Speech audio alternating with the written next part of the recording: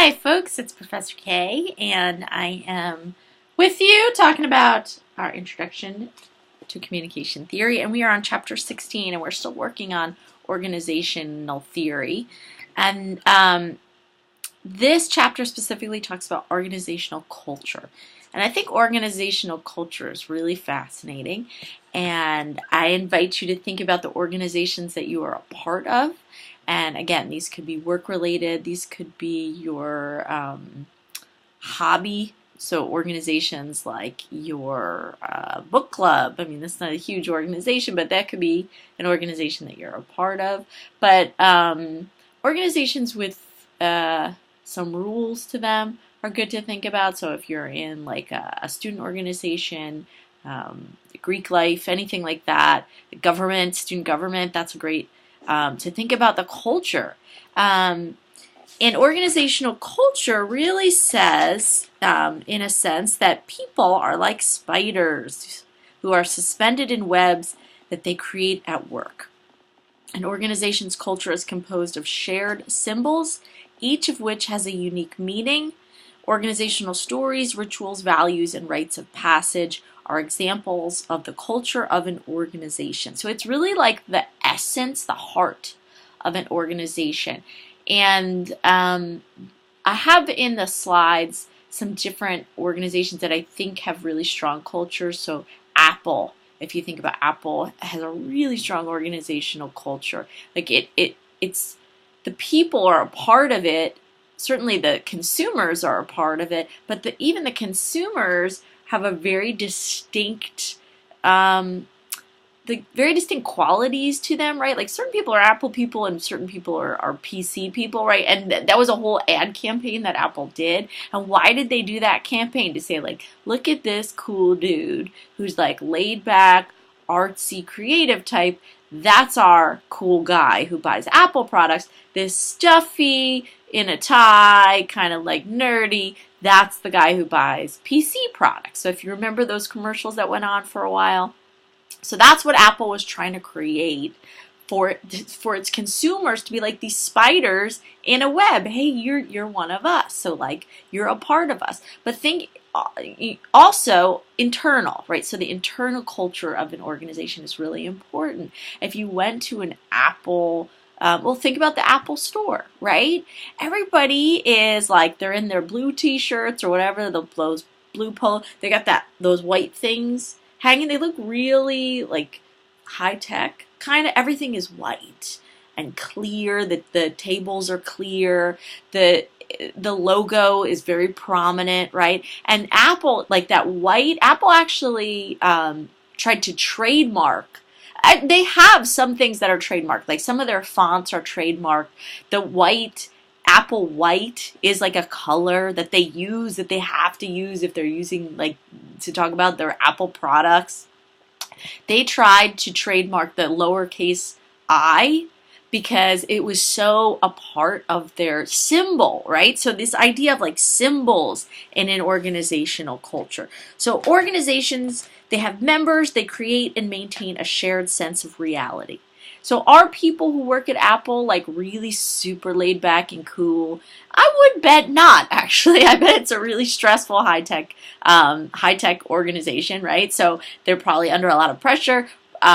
Probably not all like real chill, like Justin Long, who was in those Apple commercials, who's just like sloppy looking. I doubt that's how they are, but that's the impression they're trying to give across. So they do things to try and get that culture ingrained, right? So think about probably some of the things they have on like the Apple campus are probably like cool, high-techy, sort of like creative, whatever, types of food, types of transportation systems that get you around the campus. Google also is a really strong organizational culture. So Google has these very specific symbols, right? So what is the physical symbols of Google, right? The design, the logo, right? It's those colors, the red, yellow, blue, right? It's everywhere in Google. Do anything. Do any kind of Google search. Even when they change the Google logo, they still stick with those colors. Why did they do that?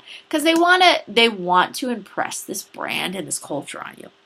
Think about Dress, appearance. So if you've ever seen like the heads of Google, those guys are laid back. And I know I keep using that word with the tech industry, but that's a culture of the entire tech industry. There's also these behavioral symbols. So ceremonies, rituals, every like few holidays, if you go onto Google every few days, you'll see that they change their logo to match a certain holiday or if it's somebody's birthday. But it's not just Martin Luther King Day, which they do, right? But that's a pretty obvious one. But then there'll be like kind of like under the radar people that they want to promote, like a scientist or the guy who created pantyhose, whatever the case may be. That, like, what does that say? Why did they do that? Why do they want to share that out there in the public? Because they want to say, hey, look, we're cool, we're smart, we appreciate Martin Luther King, and we also appreciate the guy who created pantyhose, right? We're that type of an organization. So these are the behavioral symbols, how people act. That's behavioral symbols.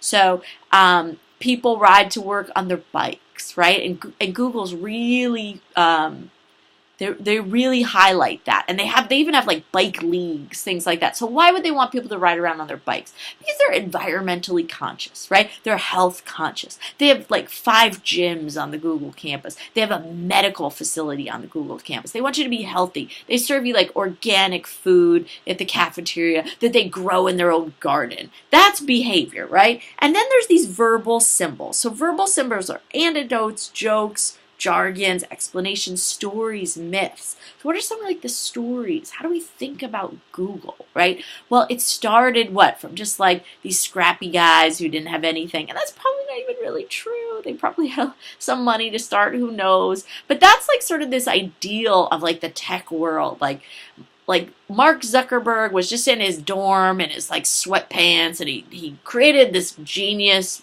Facebook thing, right? And Apple, Steve Jobs and Wozniak were just like in their basement, garage, whatever. Like that's sort of like these verbal symbols, right? This is how we talk about like the basement creations, and it becomes something magnificent. And these are sort of the different ways to approach organizational culture. How do we study organizational culture? Ethnography is one big way that you study an organization, and being an ethnographer is really cool. It's like I'm getting in there with you. So in real social science research, you can be an ethnographer and you can insert yourself in a community or in an organization, and you sort of become a part of it. Because if you're a part of it, then you get the real deal. If we stand back and we watch, then we get what they want us to see. So Google wants us to think they're a certain way, right? Apple wants us to think. That's the stuff they put out. But what are they like on the inside? So Amazon is a great example. Amazon, maybe we assume it's pretty similar to these techie jobs, right, where everybody's laid back and cool. But if we got in there on the inside, which there's been many articles written about Amazon, and say it's crazy that people are miserable, they get fired if they're 5 minutes late to putting out a new product or a new system or whatever the case may be. People are like, they walk around in tiptoes, they're afraid. I'm sure that's not the organizational culture that they want to put out there, but that's the organizational culture that perhaps is inside, because an ethnographic researcher, in certain cases a journalist sometimes, can really get involved, went in there and found this stuff out. So there's a lot to organizational culture. There's like these different types of performances. So passion performance, these are the stories that employees share with one another. And oftentimes out of love and respect, but also out of like horror, right? Horror stories we share with each other when we work together. There's social performances, so organizational behaviors intended to demonstrate cooperation and politeness. So what do you do in an organization when you get together and you have meetings? There's like these niceties, and we try to be very cordial in certain respects. And then you get out into like the happy hours and it changes. But when you're in the organization, there's sort of like these unspoken rules. And if you think back to structuration theory, those rules, they allow us to communicate and top up, bottom down kind of a thing, and it determines our messages and determines the meanings behind the message. political performances, so behaviors that demonstrate power or control, right?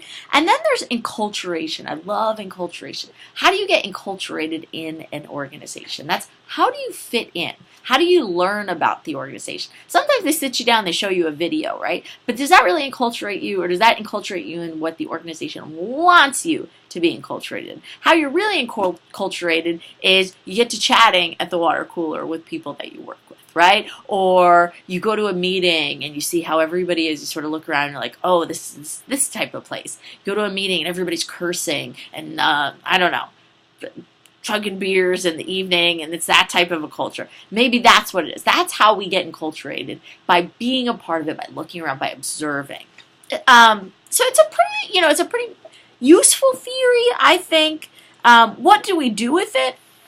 Not all that much. It's something to think about when you are a part of a culture and how we think about organizations.